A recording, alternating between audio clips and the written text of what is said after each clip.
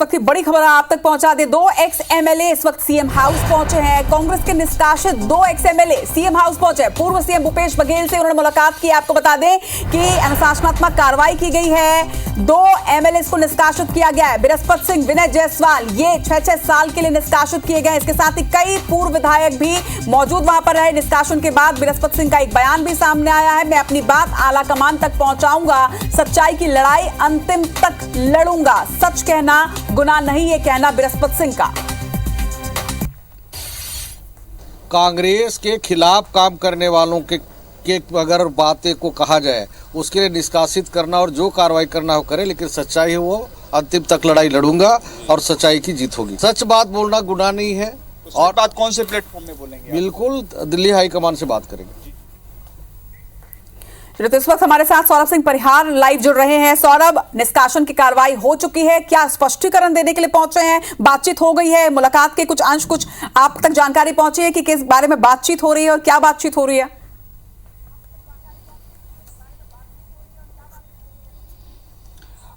बिल्कुल, देखिए रचना, मैं भी मुख्यमंत्री निवास में हूं। मेरे कैमरामैन समर गोस्वामी दिखाएंगे कि ये मुख्यमंत्री निवास है और जहां पर 2 निष्कासित विधायक बृहस्पति सिंह और विनय जायसवाल पहुंचे हुए हैं। और कुछ देर पहले ही कांग्रेस ने दोनों को जो है निष्कासित किया है, 6 साल के लिए निष्कासित किया है। और सबसे बड़ी बात देखिए कि निष्कासन के बाद ये दोनों विधायक पहुंच रहे हैं। आप समझिए कि किस तरीके से संगठन और संगठन के जो बड़े बड़े नेता है वो अलग अलग जो अपने अपने मुताबिक नजर आते हैं। और केवल 2 ही जो निष्कासित विधायक नहीं है, बल्कि उनके साथ लगभग 10 से ज्यादा पूर्व विधायक है। और सीधे तौर पर मैं कह सकूं जो 22 विधायकों में से अधिकांश विधायक जो है यहां पर पहुंचे हैं, जिनकी टिकट कटी थी। उसमें अगर गुरदयाल बंजारे, ममता चंद्राकर, शिशुपाल सोरी, मोतीराम देवांगन, चुन्नीलाल साहू और इसी तरीके से लक्ष्मी ध्रुव है, लखेश्वर भुवनेश्वर बघेल है, जो चंद्रदेव राय हैं और गुरदयाल बंजारे हैं। तो इस तरीके के जो विधायक है जिनकी टिकट कट गई है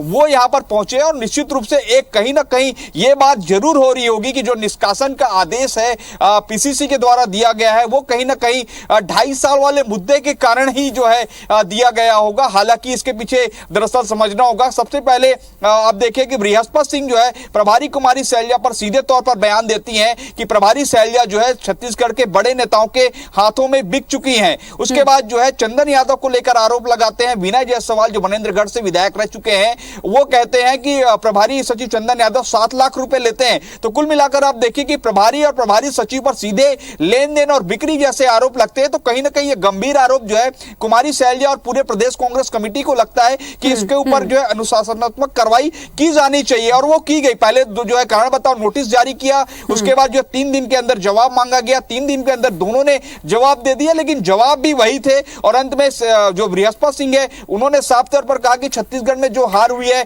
वो टीएस सीधे और कुमारी शैलजा के कारण हुई है। दोनों जो है एक दूसरे के साथ रहे और जो प्रमुख चीजें हैं, जो मुद्दे हैं, उसको नजरअंदाज करते रहे। इसी तरीके से विनय जायसवाल ने भी आरोप लगा दिया। लेकिन सबसे बड़ी बात यह है कि कुल मिला के क्या आखिर मुख्यमंत्री निवास में कोई ऐसे समीकरण बन रहे हैं, क्या आने वाले दिनों में इस समीकरण या रणनीति का हिस्सा हो सकते हैं? और मेरे जानकारी के अनुसार तो यही है, जैसे वो खुद विधायक बोल रहे हैं, कह रहे हैं कि अगर सच बोलना है और सच बोलने के बाद निष्कासन हो रहा है तो हम भी सच बोलेंगे। अर्थात जो है कांग्रेस के और 10 से ज्यादा जो पूर्व विधायक हैं जिनकी टिकट कटी है, वो भी जो है कह रहे हैं कि अगर इसका निष्कासन रद्द होगा तो हम भी निष्कासन के लिए तैयार हैं। दूसरी ओर यह भी कहा जा रहा है कि जिस तरीके से कुछ देर पहले जो है सर्वे एजेंसी पर भी इन्हीं विधायकों ने कहा था, पूर्व विधायकों ने कहा था कि सर्वे एजेंसी के खिलाफ भी हम एफआईआर कराएंगे। तो कुल मिलाकर इससे पहले की जो है ये बड़ी कार्रवाई जो है पीसीसी ने कर दी है। और निश्चित रूप से मुख्यमंत्री, जो पूर्व मुख्यमंत्री भूपेश बघेल हैं, उनके सामने पूरी बातचीत जो बैठक इस वक्त चल रही है, बैठक के बाद कुछ तो तस्वीर जरूर साफ होगी। आप लगातार नजर बनाकर रखिएगा, अपडेट्स आपसे लेते रहेंगे। फिलहाल तमाम जानकारी के लिए आपका शुक्रिया।